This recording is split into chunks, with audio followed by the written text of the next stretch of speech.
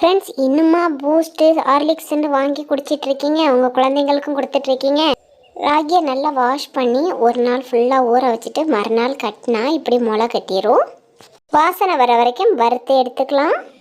இப்போ சம்பா கோதுமை எடுத்திருக்கேன். சம்பா கோதுமைனா நார்மல் கோதுமை மாதிரி இருக்காது, கொஞ்சம் லென்த்தாக இருக்கும். இதையும் வறுத்து எடுத்துக்கலாம். அப்புறமா ஓட்ஸு, மக்கானா, இதையும் நல்லா சாஃப்டாக வறுத்துக்கங்க. மக்கானாவை நல்லா ரோஸ்ட் பண்ணிவிட்டு எடுத்து பார்த்தா நல்லா இப்படி உடப்படணும். அப்புறமா பாதாம் ஃபஸ்ட் வறுத்து எடுத்துக்கலாம். அக்ரூட், கேஷ்நட்டு இதையும் ரோஸ்ட் பண்ணிக்கோங்க. அப்புறமா இதை நல்லா ஃபைன் பேஸ்ட்டாக பவுட்ரு பண்ணி எடுத்துக்கலாம். எடுத்ததுக்கு அப்புறமா ஒரு டைம் ஃபில்டர் பண்ணிக்கணும். கொக்கோ பவுடரும் சேர்த்து மிக்ஸ் பண்ணிக்கலாம். எங்கள் வீட்டில் காப்பியை ஸ்டவ் பண்ணிவிட்டு இப்போ காலையில் இதுதான் போட்டு நாங்கள் குடிக்கிறோம். கொஞ்சமாக நாட்டு சக்கரை போட்டு பால் நல்லா சூடாக ஊற்றி குடிச்சு பாருங்கள், அவ்வளோ டேஸ்ட்டாக இருக்கும். குட்டீஸ்லாம் ரொம்ப விரும்பி குடிப்பாங்க.